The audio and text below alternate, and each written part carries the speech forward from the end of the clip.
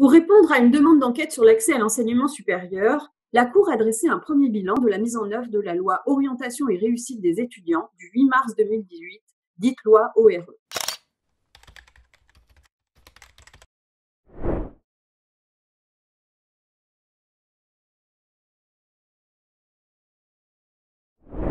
Traduction législative du plan étudiant annoncé fin 2017 par le Premier ministre, cette loi a pour objectif l'accompagnement individualisé des étudiants vers la réussite. Pour réaliser cette enquête, la Cour a eu recours à plusieurs sondages menés auprès de lycéens, d'étudiants et d'enseignants, dont les résultats sont disponibles en open data. Par ailleurs, des méthodes innovantes telles que l'intelligence artificielle ont été utilisées pour exploiter les données APB et Parcoursup. La Cour est la seule instance extérieure au ministère de l'Enseignement supérieur à les détenir de manière complète. Avoir été bien orienté lors de ses années au lycée est la condition pour réussir ses études dans l'enseignement supérieur. La loi OR vise donc d'abord à renforcer l'accompagnement dont bénéficient les lycéens au moment de faire leur choix d'études. Elle double le nombre de professeurs principaux en terminale et met en place des semaines de l'orientation dans les lycées. Toutefois, les sondages menés par la Cour auprès des élèves démontrent qu'une large partie d'entre eux estiment toujours ne pas avoir été suffisamment accompagnés pour mieux connaître les formations du supérieur et les métiers auxquels elles mènent, même si la loi OR a permis des progrès. Les moyens consacrés à la politique d'orientation restent en effet insuffisants pour permettre aux acteurs de l'orientation d'exercer leur mission, mais aussi pour surmonter l'autocensure de certains lycéens et les inégalités sociales, territoriales et de genre.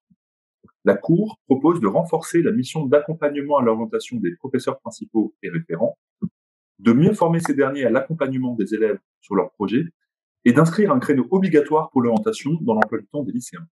Pour mettre en place Parcoursup sans délai ni marge de manœuvre, les services de l'État ont consenti un effort remarquable. Depuis le 1er janvier 2020, la quasi-totalité des formations est accessible sur Parcoursup. Cette extension constitue une amélioration, en dépit d'une performance pour l'instant identique à celle d'APB.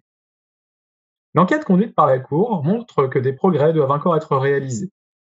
Le système d'information Parcoursup demeure fragile, ce qui crée des risques importants.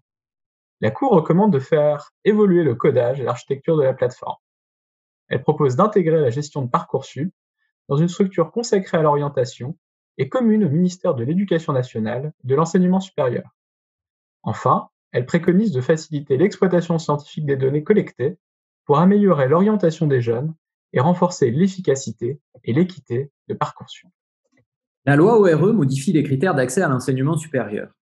Elle installe un processus d'affectation des étudiants qui fait participer un grand nombre d'acteurs.